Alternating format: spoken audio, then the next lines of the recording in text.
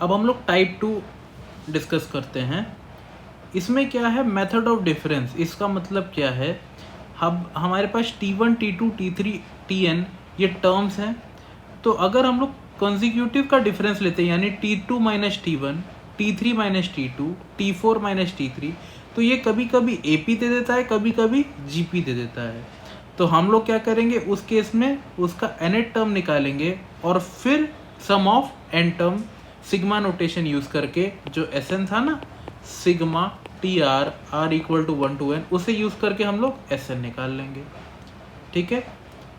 अब अगर AP है, नोट में क्या लिखा है, अगर AP है यानी kth order difference between consecutive term is constant.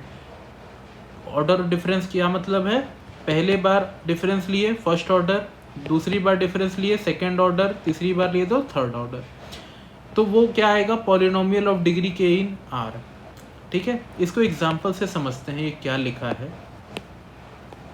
ये टाइप 2 है। जैसे हमारे पास सीरीज है 1 3 5 7, 1 3 5 7 एंड सो ऑन। ठीक। तो अगर हम लोग फर्स्ट ऑर्डर डिफरेंस ले, फर्स्ट ऑर्डर डिफरेंस यानी कि T2 माइनस T1, 3 माइनस 1 क्या आया, 2 आया। T3 माइनस T2, 5 माइनस 3 क्या आया, 2 आया।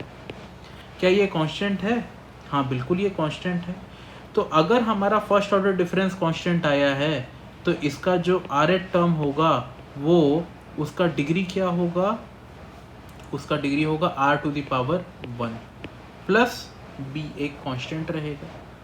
ठीक है, यही लिखा है। rth term is a polynomial of degree k, kth order difference यानी फर्स्ट ऑर्डर है इन r। ठीक है। तो rth टर्म क्या हुआ, a r power 1 plus b। ठीक है। अब a और b कैसे निकलेगा, सबसे पहले T1 हमारे पास क्या दिया हुआ है 1, तो a into 1 plus b। T2 क्या दिया हुआ है, T2 3, T3 5, T4 7, इनको यूज करेंगे। 3 is equal to a into 2 plus b। ठीक है, ये फर्स्ट इक्वेशन है, ये सेकंड इक्वेशन है। 2 माइनस 1 अगर हम कर दें तो a क्या आया, 2a माइनस a क्या आया, 2 आया।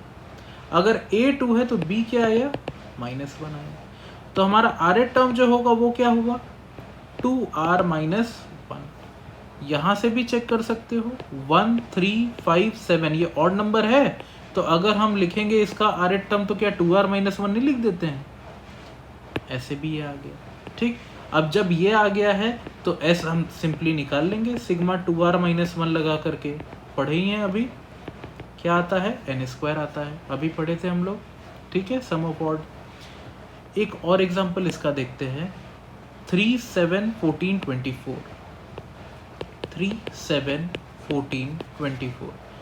फर्स्ट ऑर्डर डिफरेंस देखते हैं, first order difference 7 minus 4, 7 minus 3 4 आया, 14 माइनस 7 7 आया, 24 माइनस 14 10 आया। कुछ कांस्टेंट है? नहीं, एकदम नहीं कांस्टेंट है। अब हम क्या देखेंगे, सेकेंड ऑर्डर डिफरेंस 7 माइनस 4 3 आया, 10 माइनस 7 3 आया। हाँ ये कांस्टेंट है। तो अब जो हमारा rth टर्म होगा वो क्या हो जाएगा, ar² plus br plus c। क्यों ये आया, क्योंकि हमारा सेकेंड ऑर्डर डिफरेंस जो है वो कांस्टेंट आया है, तो ये क्या बना, क्वाड्रेटिक बना। ठीक है। यहाँ फर्स्ट ऑर्डर जो है हमारा कांस्टेंट आ गया था, तो ये लीनियर बना। अगर मान लो फिफ्थ ऑर्डर डिफरेंस अगर हमारा कांस्टेंट आ जाता, तो ये क्या rth टर्म बनता, ar power 5 plus br power 4 plus cr³ plus dr plus e, है ना, cr² plus dr plus e, ऐसे बन जाता। तो हमारा ये rth टर्म बन गया। अब abc निकालना है, फिर से T1 है हमारा 3, T2 है 7 और T3 है 14। तो T1 है हमारा 3, a plus b plus c, 1 r को 1 पुट किए हैं, 7 is equal to a into 2 square plus b into 2 plus c, और 14 क्या है, a into 3 square plus b into 3 plus c। ठीक है, 3 इक्वेशन है, 3 वेरिएबल है, इनको सॉल्व कर लेंगे हम लोग, इक्वेशन 1, इक्वेशन 2, इक्वेशन 3 और ABC आ जाएगा। ठीक है, और उसके बाद जब RH टर्म आ गया तो S निकाल लेंगे। ठीक है ना, ये तो हुआ AP का बात। अब हम लोग आते हैं कि अगर GP है, if kth order difference are in GP, तो RH टर्म कैसे दिया जाता है? RH term is equal to A times common ratio, ये CR का मतलब common ratio power R plus a polynomial of degree k minus 1 in n। A times common ratio power R plus a polynomial of degree k minus 1 in n। Example से समझते हैं इसको भी। इस बार GP बन रहा है 13715, 13715। फर्स्ट ऑर्डर डिफरेंस देखो तो, फर्स्ट ऑर्डर डिफरेंस 248, हाँ ये GP है। इसका कॉमन रेशियो क्या आया? 2 आया, तो इसका RH टर्म क्या होगा? A times 2 to the power R plus k minus 1। बताओ k माइनस 1 इन n, तो बताओ k माइनस 1 क्या है? अगर k 1 है तो 0, ऑर्डर 0 मतलब डिग्री 0 मतलब कोई कांस्टेंट, तो इसका RH टर्म क्या हुआ? A 2 power R plus B। ठीक है, इसका डिग्री क्या आया? 1 माइनस 1 0 आया। ठीक है ना, इस रूल के हिसाब से 1 माइनस 1 0 आया। ठीक है ना, अब A और B कैसे निकलेगा? T1 है 1, T2 है 3, T3 है 7, तो 1 is equal to A into 2 plus B और 3 is equal to A into 2 square plus B। ये फर्स्ट इक्वेशन, ये सेकेंड इक्वेशन। सब्ट्रैक्ट कर दो, 4 माइनस 2 यानी 2A is equal to 2A1 आ गया, और B क्या आ गया? 1 में पुट करो तो -1। तो RH टर्म क्या हुआ हमारा? RH टर्म हुआ 2 पावर R माइनस 1। S क्या आ जाएगा?